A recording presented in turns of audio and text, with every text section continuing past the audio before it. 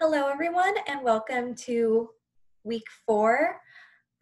In this video, we will be reviewing the requirements for the Unit 1 essay. And the Unit 1 essay is the rhetorical analysis of a written argument.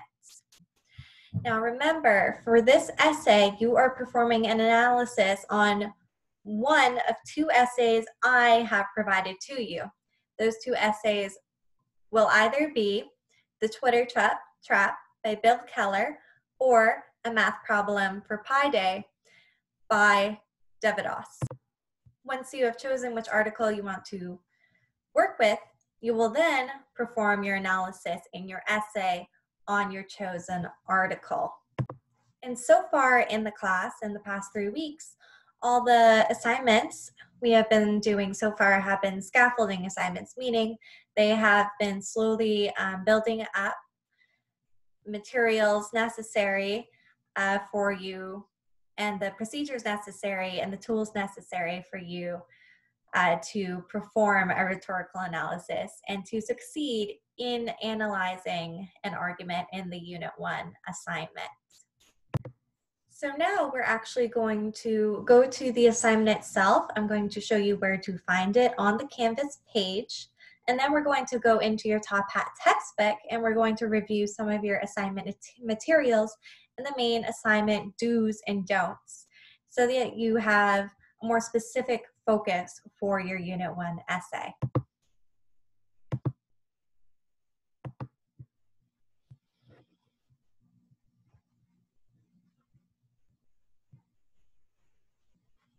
Okay, so as you see here, we are in the Top Hat textbook.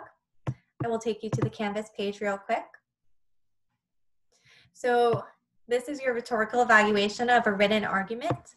We are on the presentation draft. So as I noted in a previous email, the first draft of your assignment is called a presentation draft. That means you are presenting your first draft of your essay to your instructor to grade. It's just our official name in this course for your first essay that you turn in. Yeah, you do have the opportunity, however, to revise after you receive your first graded essay.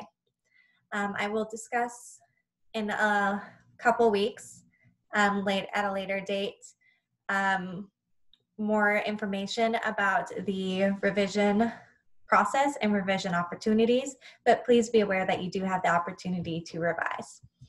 So you will turn it into this assignment, and here are the general instructions on what you need to do, which we'll go over in the Top Hat textbook in a second. And as you see here, the due date is September 11th, 11:59 p.m. So that is this upcoming Friday night. So please turn it in. Let's see. The assignment does only accept doc and docx Word files. So please make sure to double check that your file, whichever you submitted, is accepted. Now let's go over to the Top Hat textbook. So in chapter 1, we're in evaluating arguments again. So what is the purpose of this essay? Remember that the purpose of this essay is to find an article or argument and analyze that argument and analyze the rhetorical appeals of that argument to see whether or not it was persuasive using its rhetorical appeals in convincing a focused target audience or intended audience. And you can describe the audience either way, as the target audience or the intended audience in your paper. Now, as we go here, and you can see here, how are you going to organize your argument? You will provide a brief background or summary of the general argument in your introduction. You will identify the target audience. You will present a focused claim about how successful or unsuccessful the original piece is in persuading the target audience. So this is your main thesis. How successful or unsuccessful is the article or argument in persuading the target audience to accept the author's claim? That is your thesis. Make sure to include that in your introduction.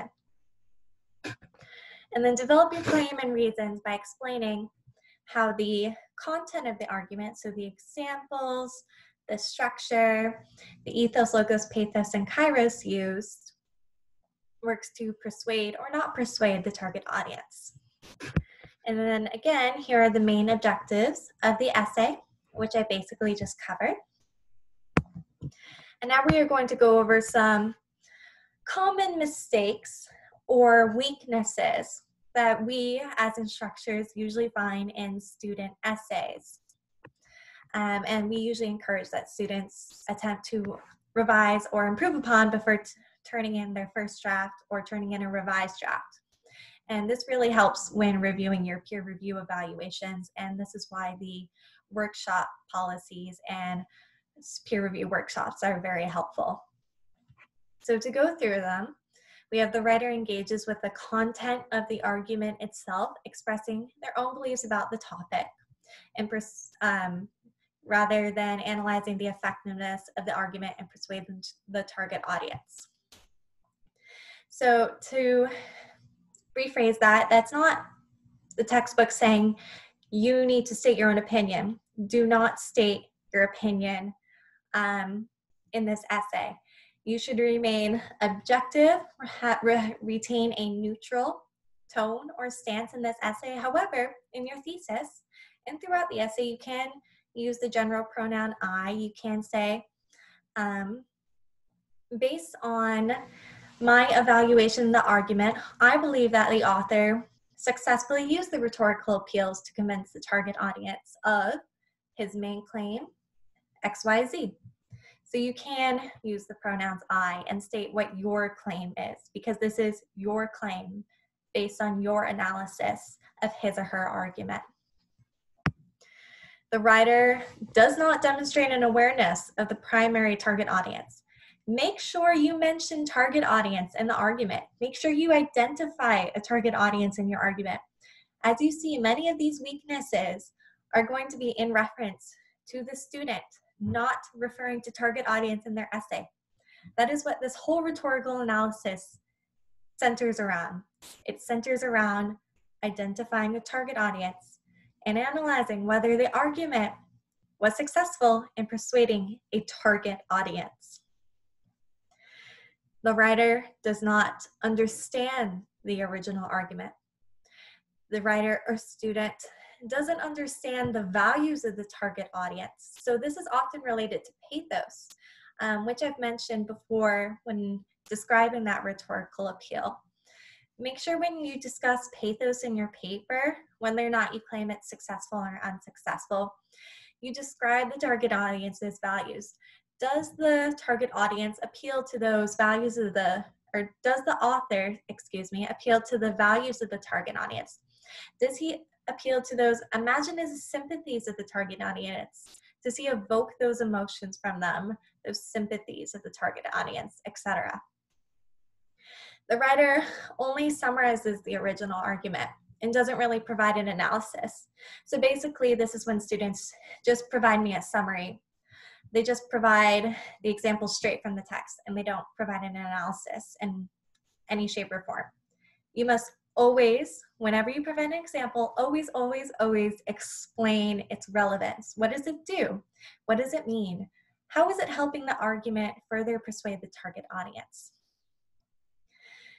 So again, the writer doesn't explain the how or why. The writer only deals with the surface aspects of the original argument. So what this means, the writer usually restates the author's words verbatim. They don't try to restate the author's words or try to figure out below the surface level the complexity of the argument. What is he trying to say? Is there a secondary argument hidden underneath the surface? The writer does not evidence a working knowledge of the language of the argument, so the student just entirely misunderstands the argument, and if you're concerned about that, you can come visit me during office hours. And the writer just does not use an objective tone. Again, please retain a neutral stance. All right, so now that we have a general context of the argument itself, and then again, remember, it is 4 to 5 pages approximately. double-spaced with 12-point Times New Roman font. You can use whichever citation format you prefer, MLA, Chicago, whatever you might use in your future writing careers, but you are only using this article. It's your only source. Let's move on to how you should shape your argument. As you see, we are scrolling through the textbook.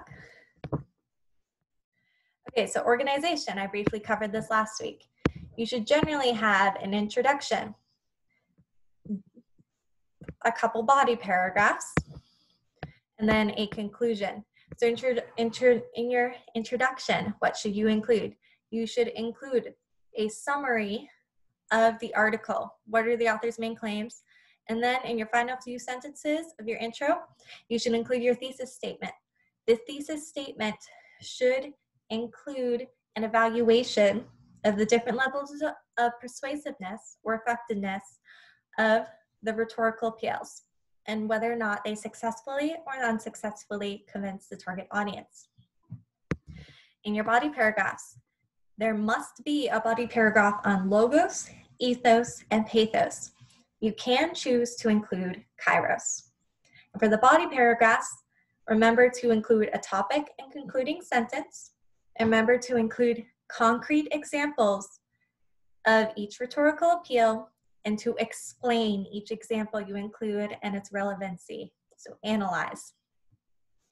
And then you have a conclusion, which you restate your thesis and further your point.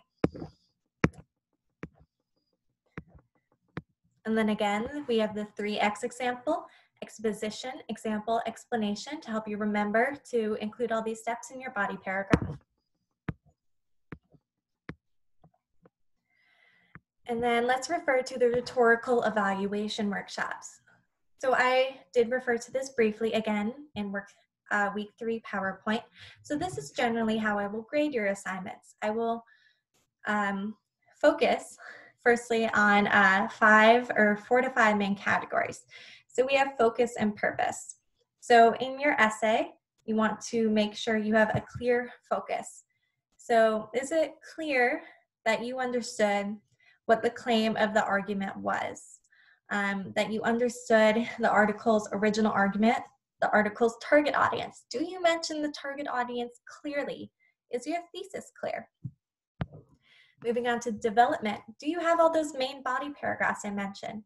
Do you use the 3X strategy? Do you include concrete examples? Do you properly explain them, etc.? Organization, do you include topic sentences, transition sentences? Do you have a thesis statement at all, or is it randomly included? Do you have a conclusion, etc.? So organization, that sometimes might need to be revised in a second draft, and that's okay. That's why we have that opportunity. But organization, if you find you have trouble with that, I definitely recommend the 3X example. Just work on having a topic sentence for each section, each body paragraph, and then including at least a minimum of 2 examples in each point, and then working from there. And then tone and style. So does the student have a sarcastic, dismissive tone? Are you rude to the original author's argument? You shouldn't be. You should remain objective and neutral while writing this essay. And then again, here is basically a summary of what I look for in your essay. If you want a general sense in this peer review workshop sheet, or a self-workshop sheet, we can call it. So the writer summarizes and provides some context about the argument that they are analyzing and evaluating. Yes, somewhat, no. So you can check those off yourself if you want to do a self-workshop. Especially in your peer evaluation, when you're doing those throughout the week, I definitely recommend going through those and referring back to those. They are very helpful.